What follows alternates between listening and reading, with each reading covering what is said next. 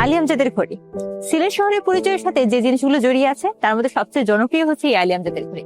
আজকে আমরা আপনাদেরকে জানাবো এর নাম কেন আলী আমজাদের ঘড়ি, আলী আমজাদি বা কে, আর কেন এই ঘড়িটি বানানো হয়েছিল।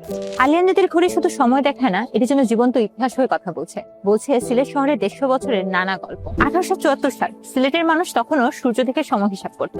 সেই সময় সিলেট সফরে আসেন তৎকালীন বড়লাট লর্ড নর্থব্রুক। তার সেই সফরকে স্মরণীয় করতে মৌলভীবাজারের কুলাউড়ার কৃত্রিম পাশার জমিদার নবাব আলী আহমদ খান নির্মাণ করেন ঘড়িটি, আর নাম দেন তার ছেলে আলী আমজাদ খানের নাম অনুসারে। সেই থেকে এটি পরিচিত হয়ে যায় আলী আমজাদের ঘড়ি নামে, আর সেই থেকে এই ঘড়িটি হয়ে যায় সিলেট শহরের প্রথম পাবলিক টাইম কিপার। এই ঘড়ির ডায়ামিটার প্রায় 2.5 ফুট লম্বা। ঘড়িটির দৈর্ঘ্য 9 ফুট 8 ইঞ্চি এবং প্রস্থ 8 ফুট 10 ইঞ্চি। বাকি ঘড়ি কাঠামোর উচ্চতা 10 ফুট 2 ইঞ্চি।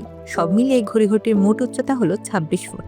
আর প্রতিদিন 24 ঘন্টা এখানে 24 বার ঘন্টা বাজে, আর সেই ঘন্টার শব্দ শোনা যায় 2 কিলোমিটার দূর থেকে। আর এই ঘড়িকে ঘিরে সিলেটে একটি প্রাচীন প্রবাদ ছিল, চাঁদনীঘাটের সিঁড়ি আলী আমজাদের ঘড়ি, জিতু মিয়ার বাড়ি এবং বঙ্কুবাবুর দাড়ি। পুরো সিলেট শহরের পরিচয়ের জন্য এই 4 লাইনের কবিতায়। 1971 সালের মহান মুক্তিযুদ্ধের সময় পাকিস্তানি বাহিনীর গোলার আঘাতে ধ্বংস হয়ে যায় ঘড়িটি, কিন্তু সিলেটবাসী এটাকে কখনো হারাতে দেয়নি। বারবার ভেঙেছে, বারবার মেরামত করা হয়েছে, যেন সময়কে কোনোভাবেই থামতে দেওয়া যাবে না। 1987 সালে সিলেট পৌরসভার মাধ্যমে মেরামত করা হয় ঘড়িটি এবং রিমোট কন্ট্রোলের মাধ্যমে পরিচালনা শুরু করা হয়। আর আজ প্রতিদিন স্বয়ংক্রিয়ভাবে ঠিক সময় মেপে ঘন্টিতে এই ঘড়ি।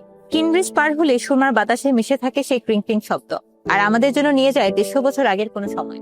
আমজাদের ঘড়ি শুধুমাত্র একটি স্থাপনা নয়, এটি সিলেটের ইতিহাস, শহরের স্মৃতি এবং মানুষের গল্প। এখনো দাঁড়িয়ে আছে আর যেন বলছে, সময় বদলায় কিন্তু গল্প থাকে।